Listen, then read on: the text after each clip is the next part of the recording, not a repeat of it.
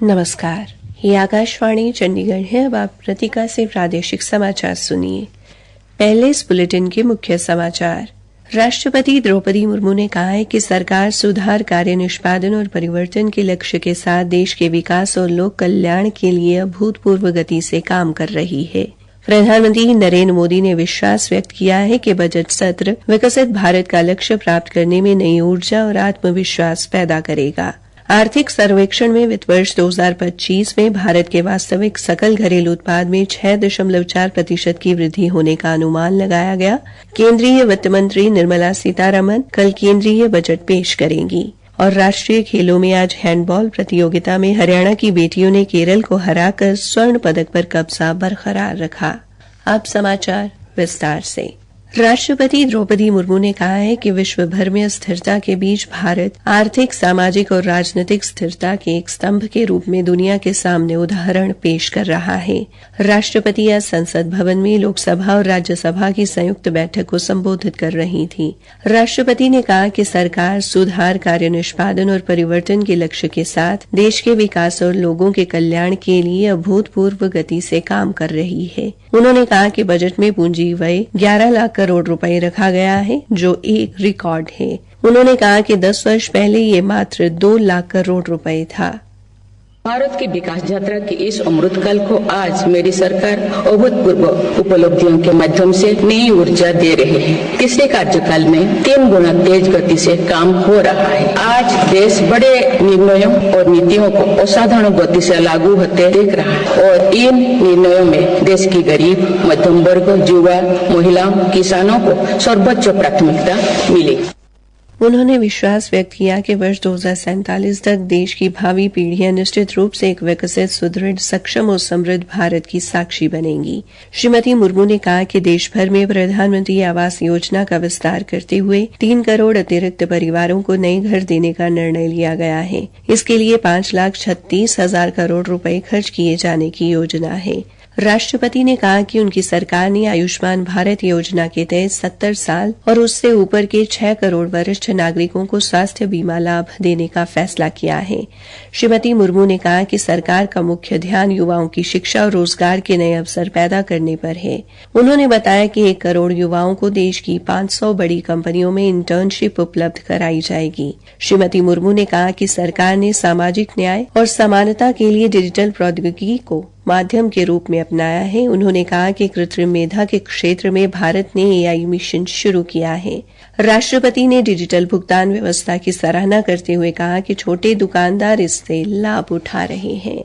राष्ट्रपति भवन ने स्पष्ट किया है कि राष्ट्रपति द्रौपदी मुर्मू आज संसद में अपने संबोधन के दौरान किसी भी समय थकी हुई नहीं दिखी। कांग्रेस पार्टी के प्रमुख नेताओं की टिप्पणियों ने उच्च पद की गरिमा को ठेस पहुंचाई है और ये अस्वीकार्य है। राष्ट्रपति भवन ने ऐसी टिप्पणियों को दुर्भाग्यपूर्ण बताया है। राष्ट्रपति द्रौपदी मुर्मू का मानना है कि समाज के हाशिए पर मौजूद समुदायों, महिलाओं और किसानों के लिए बोलना कभी भी थकाने वाला काम नहीं हो सकता।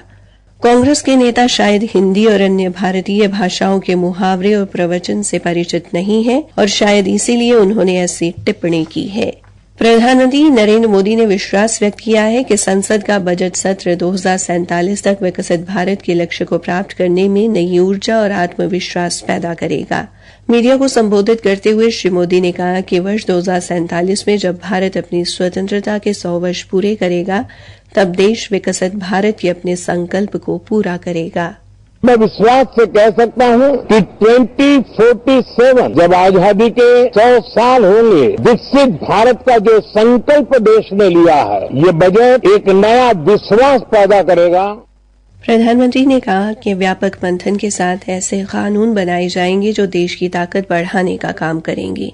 प्रधानमंत्री ने कहा कि नारी शक्ति के गौरव को पुनः स्थापित करने, जाति पाति के भेद से मुक्त होकर प्रत्येक महिला को सम्मानजनक जीवन तथा समान अधिकार दिलाने के लिए इस सत्र में अनेक महत्वपूर्ण निर्णय लिए जाएंगे। इस सत्र में कई महत्वपूर्ण निर्णय लिए जाएंगे। Reform, perform and transform. जब विकास की तेज गति को प्राप्त करना होता है तो सबसे ज्यादा बल रिफॉर्म पर रहता है। राज्य और केंद्र सरकार ने मिलकर के परफॉर्म करना होता है और जन भागीदारी से हम ट्रांसफॉर्मेशन देख सकते हैं। प्रधानमंत्री ने संसद के सभी सदस्यों से देश को विकसित राष्ट्र बनाने में योगदान देने की अपील भी की।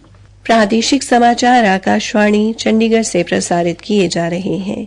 वित्त वर्ष 2025 में भारत के वास्तविक सकल घरेलू उत्पाद में 6.4% की वृद्धि होने का अनुमान है और वित्त वर्ष 2026 में ये वृद्धि 6.3 से 6.8% के बीच रहने की संभावना है। आज संसद के दोनों सदनों में वित्त मंत्री निर्मला सीतारामन द्वारा प्रस्तुत आर्थिक सर्वेक्षण में यह अनुमान लगाया गया। आर्थिक सर्वेक्षण में इस बात पर प्रकाश डाला गया है कि घरेलू अर्थव्यवस्था की बुनियाद मजबूत बनी हुई है। इसमें उल्लेख किया गया है कि सतत आर्थिक विकास में कृषि और सेवा क्षेत्र का योगदान रहा है।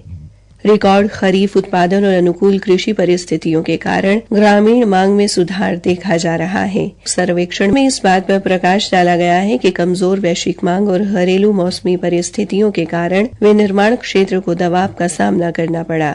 सर्वेक्षण में देश की मध्यम अवधि की विकास क्षमता को मजबूत करने के लिए जमीनी स्तर के संरचनात्मक सुधारों और विनियमन के माध्यम से देश की वैश्विक प्रतिस्पर्धात्मकता में सुधार करने पर जोर दिया गया है। सर्वेक्षण में बताया गया है कि 2011-12 में स्थिर मूल्यों पर देश का सकल घरेलू उत्पाद वित्त वर्ष 2025 की पहली तिमाही में 6.7% और दूसरी तिमाही में 5.4% बढ़ा है। इसका मतलब है कि चालू वित्त वर्ष की पहली छमाही में वास्तविक सकल घरेलू उत्पाद में वृद्धि 6% होगी। वित्त वर्ष 2025 की पहली छमाही में कृषि विकास स्थिर रहा, जबकि दूसरी तिमाही में 3.5% की वृद्धि दर दर्ज की गई। केंद्रीय वित्त मंत्री निर्मला सीतारामन कल केंद्रीय बजट पेश करेंगी। आम लोगों को इस बजट में विभिन्न क्षेत्रों में सुधार व प्रोत्साहनों के साथ ही अर्थव्यवस्था को गति दिए जाने व जनता को राहत प्रदान किए जाने की उम्मीद है। पंचकुला के उद्योगपति रजनीश गर्ग को बजट से काफी उम्मीद है। आकाशवाणी समाचार से बातचीत में उन्होंने कहा, बजट से इंडस्ट्री को और खास करके एमएसएमई को बहुत उम्मीदें हैं। जिस प्रकार से पिछले बजट में बड़ी इंडस्ट्री के लिए अनाउंस किया गया था, हमें उम्मीद है कि एमएसएमई के लिए भी बजट के अंदर स्किल डेवलपमेंट के लिए प्रोविजंस होंगे, जिससे कि जो कैंडिडेट हैं उनको गवर्नमेंट की तरफ से सपोर्ट मिलेगा और उनकी ट्रेनिंग इंडस्ट्री में हो जाएगी। दूसरा, स्मॉल स्केल इंडस्ट्री को ब्याज दर में कम से कम 3% की छूट मिलनी चाहिए, जो कि उनको ग्रो करने में मदद देगी और यही एक ग्रोथ इंजन का काम करेगी, एम्प्लॉयमेंट को आगे बढ़ाने के लिए काम करेगी। हरियाणा के मुख्य सचिव डॉक्टर विवेक जोशी ने आज चंडीगढ़ में पंजाब एवं हरियाणा सिविल सचिवालय की केंद्रीय औद्योगिक सुरक्षा बल यूनिट के नए परेड ग्राउंड का उद्घाटन किया। इस अवसर पर सीआईएसएफ की भूमिका को रेखांकित करते हुए डॉक्टर जोशी ने कहा कि ये बल सुरक्षा सुनिश्चित करने में अहम भूमिका निभाता है और किसी भी सुरक्षा खतरे का सामना करने के लिए पूरी तरह सक्षम है। उत्तराखंड में चल रही राष्ट्रीय खेलों में आज टिहरी जिले के शिवपुरी में हुई हैंडबॉल प्रतियोगिता में महिला वर्ग के अंतिम मुकाबले में हरियाणा की बेटियों ने केरल को हराकर स्वर्ण पदक पर अपना कब्जा बरकरार रखा। पिछले राष्ट्रीय खेलों में भी हरियाणा की महिला वर्ग की हैंडबॉल टीम ने स्वर्ण पदक जीता था। हरियाणा महिला हैंडबॉल टीम की कप्तान प्राची ने कहा कि इसका श्रेय उनके कोच जुगमेंद्र सिंह को जाता है, जिन्होंने दिन रात एक करके उन्हें इस लायक बनाया। अंत में मुख्य समाचार एक बार फिर। राष्ट्रपति द्रौपदी मुर्मू ने कहा है कि सरकार सुधार, कार्य निष्पादन और परिवर्तन के लक्ष्य के साथ देश के विकास और लोक कल्याण के लिए अभूतपूर्व गति से काम कर रही है। प्रधानमंत्री नरेंद्र मोदी ने विश्वास व्यक्त किया है कि बजट सत्र विकसित भारत का लक्ष्य प्राप्त करने में नई ऊर्जा और आत्मविश्वास पैदा करेगा। आर्थिक सर्वेक्षण में वित्त वर्ष 2025 में भारत के वास्तविक सकल घरेलू उत्पाद में 6.4% की वृद्धि होने का अनुमान लगाया गया। केंद्रीय वित्त मंत्री निर्मला सीतारमण कल केंद्रीय बजट पेश करेंगी। और राष्ट्रीय खेलों में आज हैंडबॉल प्रतियोगिता में हरियाणा की बेटियों ने केरल को हराकर स्वर्ण पदक पर कब्जा बरकरार रखा। इसी के साथ ये समाचार बुलेटिन समाप्त हुआ। कुष्ठ ना तो ईश्वर का श्राप है और ना ही पिछले जन्म के पाप का फल। ये तो किसी सामान्य रोग की तरह है। चमड़ी पर फीका लाल या पीला दाग, जिसमें सुन्नपन हो, हाथों पैरों में झुनझुनी, शरीर की कोई नस मोटी हो जाना कुष्ठ रोग के लक्षण हैं। 30 जनवरी से 13 फरवरी 2025 तक स्पर्श लेप्रोसी जागरूकता अभियान मनाया जा रहा है। हरियाणा के सभी सरकारी अस्पतालों में कुष्ठ रोगियों के इलाज के लिए MDT की मुफ्त सुविधा उपलब्ध है। अधिक जानकारी के लिए अपने नजदीकी स्वास्थ्य केंद्र या जिला कुष्ठ रोग अधिकारी से संपर्क करें। स्वास्थ्य विभाग हरियाणा द्वारा जनहित में जारी।